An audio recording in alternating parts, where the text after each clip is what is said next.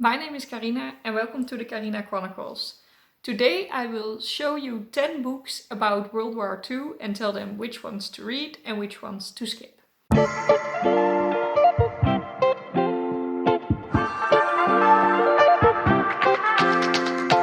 When I started reviewing my books, I also got some review copies from publishers, also because I was blogging for a company. And they very quickly decided that I was specialized in World War II books. I am not, but of course that keeps itself going because then I review a lot of books about the Second World War and then I get more because people saw those reviews. And I noticed, because I read so many, that some are really bad and some are really good and interesting and you learn a lot of them.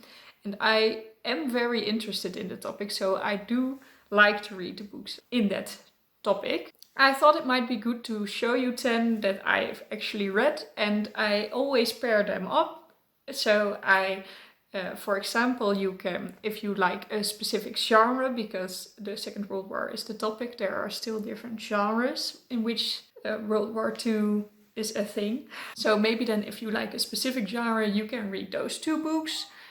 And I will tell you which one is best in my opinion.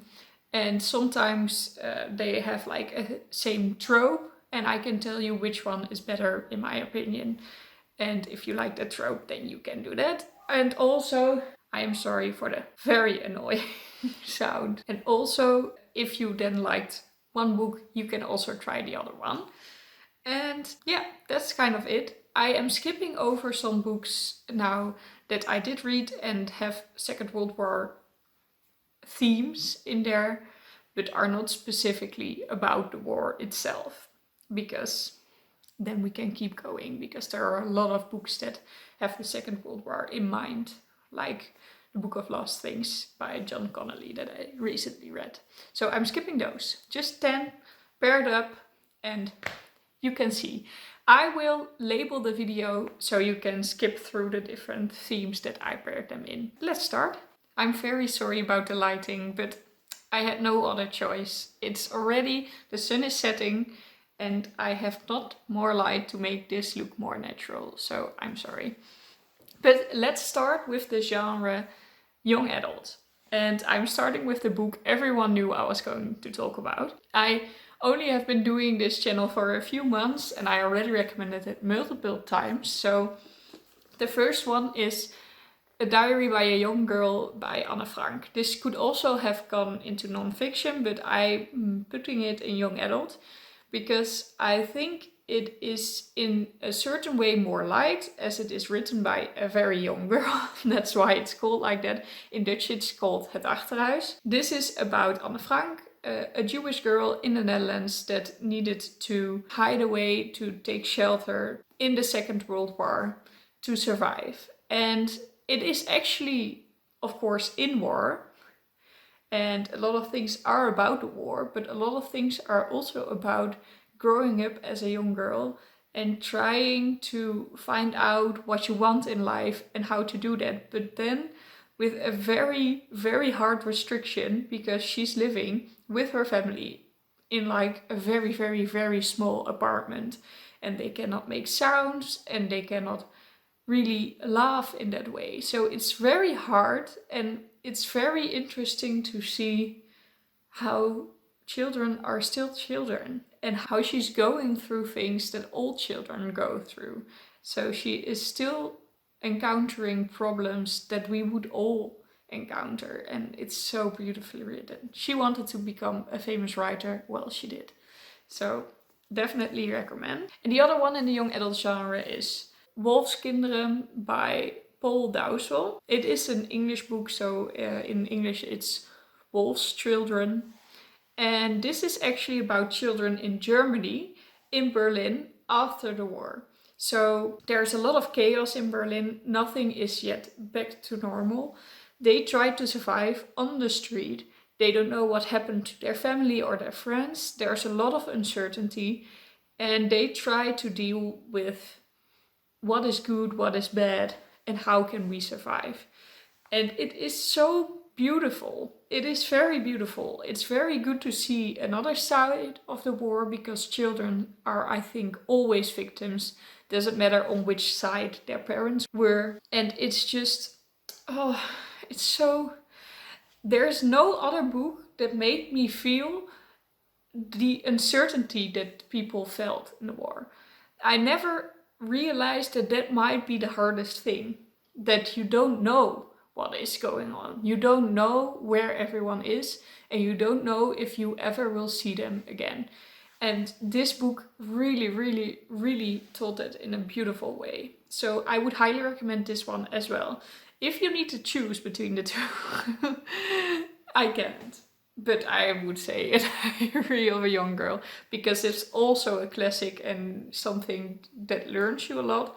But this one really surprised me and is really good. And the second pair of books I wanted to talk about is non-fiction. So these books actually took place... they are both only in Dutch, by the way. So that might be a shame, but I still wanted to recommend them. The first one is Het Verscholen Dorp by Jeroen Thijssen. And this one takes place close to Vierhouten, which is in a province of the Netherlands, Gelderland. And they had a secret village in the forest to not get transported to the concentration camps in Germany. So they made a village with a lot of people, I believe like 100 or at least 80. It's just incredible. It's just incredible. There were some people that helped them, and this is like a complete document about how that happened and how they managed to stay hidden for so long, and they lived there for 1.5 years, which is incredible. The German people that occupied the Netherlands didn't know of their existence. It's so incredible. It's really, really interesting. It just, in my opinion, shouldn't have been a book. It is just like an essay, and it is told as an essay. And that makes it so informative that you lose interest, because you are planning on reading it as a novel. So it doesn't work. So that's my only critics on it, but the story is very interesting and the research was done very well. The other one is Afscheid van Java by Arjan Hox, and this is about a Dutch family in Indonesia, on the islands there, and also about the work camps that were there. And this one I had the same critics about. It is also more like an essay than that it is a plot interesting story. But this one I would recommend more, because there is too little written about this history, in my opinion. And my grandmother grew up there and in the war. And she read the book after I recommended it to her. And she was so emotional, because she said there were very little men that went to those work camps that dared to talk afterwards. So there's also very little known. And this man did. And that makes that people like my grandmother, who never knew what happened to her father, could kind of imagine how it was there. And could really feel like, oh, this is why he became the way he was. And this is what he had to go through. And I think that is very valuable and very precious. So I would highly recommend that one if you are a Dutch person and you're interested in reading some non-fiction novels about the Second World War. So the next two books that I would also both recommend, actually. Most of these books I recommend to you, but if you have to choose, I would like to help you choose a bit. These two are both very popular, but in my opinion they kind of have the same trope. So that's so weird that we have two of the same books and both became popular. And the most popular of those two is The Alice Network by Kate Quinn. And the most important thing what it is about is that you're back in World War II and you're at the present time, and people try to figure out what happened to women that were spies in the Second World War. A big difference is that this one is both about the First and the Second World War and not so much of the present. And the second book I want to talk about is The Lost Girls of Paris by Pam Janoff. And this one is really about the present and the Second World War. And both are about women spies in Second World War and the whole network. And we try to find out what happened to these girls. And both are incredibly and very excited, but I read them very close to each other. This one first, that one second. And that was the reason that I was not that interested in the Alice Network, and I still thought it was better. So if you want to read one of those, read the Alice Network, although there's one scene, it's horrible. There's like, oh no. If you ever get there, and it's like a torture scene and it's too long. It's too long. I'm still thinking about it, but okay. So this one made me more emotional, but they are both very good. And oh my god, women are just so incredible. Of course the men were as well, but it often is overshadowed what some women did in the wars. So read both of them again, but if you have to choose the Alice Network. And now we have two books that also take place in like multiple generations, and you try to figure out what actually happened in the Second World War.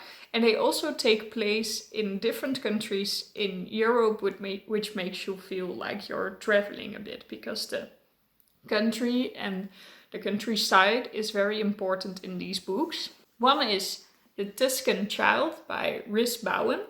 So this takes place in Italy, of course. And the other one is The Winemaker's Wife by Kristen Harmel. And both are very popular. Oh, this one takes place in France. I thought they were both meh. The Tuscan Child is about an airplane crashing into the land and then people taking care of the pilot. And then later, in present time, they try to figure out what happened there. And this girl actually tries to find out who her parents were and what happened here. This one is a grandmother telling her grandchild what happened back then. And there's a lot of betrayal and different sides to the war, and it's a Jewish family, and this book was very bad in my opinion. It has a very good rating, but these characters were so unbelievable. They were just bad for being bad, and it was also the difference between good and bad people was very obvious, but they made very weird choices, and people forgave and forgot, which was not logical, and sometimes they were very angry, which also made no sense. I thought these characters were very dumb. So I wouldn't really recommend The Winemaker's Wife, but it did transport me to France, and maybe it also helped that I love Italy more. But The Tuscan Child was a slightly bit better, but I also wasn't a big fan of this one.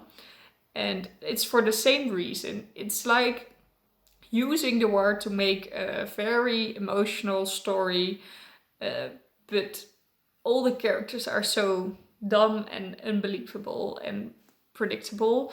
But at least this story I flew through and I wasn't annoyed. This story made me really annoyed. So choose The Tuscan Child if you want to choose a book where you can travel to another country and go back in time and to present and switch between different generations. And then only two more books to talk about, and these two are paired together because they are something completely different. They don't get together at all, but they were just books I highly recommend to you. So that's a different genre in my video apparently. The first one is All the Light We Cannot See by Anthony Dower. And this is different because I could have paired it a little bit with The Lost Girls of Paris and the Alice Network because of the vibe. But this is not about the women in war. This is actually about a child, and this child is blind. And she still tries to get through the war. And this disability is written so beautiful. All aspects of war are equally important in this story, and that is something incredible. It really made me feel so many things, and yes, and I just love that it is a different take, because a blind girl has, of course, a different view. This was not intentionally, but a different view on war, and other things are scary. It was just very beautiful. Please read this book. And the other one, the last one, is one that I read recently, and that is Slaughterhouse-5 by Kurt Vonnegut. And that one is completely different because it's kind of science fiction / magical realism. But it still really gets the feeling of war, and it's the only one in all of these that's about the soldier itself. So they have like a very traumatic experience, and that makes all kinds of things happen. But there's also time travel in there, and not in a way like in the other books where you switch between generations, but he is just traveling through time to sometimes go to the war, sometimes go after, and sometimes go before. And it's really good, and it's really short, and Kurt Vonnegut just writes really light while he's dealing with very heavy topics. So highly recommend that one as well. And that was it. Those were 10 books about the Second World War. I'm really interested in this topic, but I can imagine you are not. Please let me know if you have read any good ones, or if you have another topic that you have so many books of, because I do have a lot about the Second World War. I really hope you liked this video. It was a little bit something different, and the lighting was bad, and the sound was sometimes bad.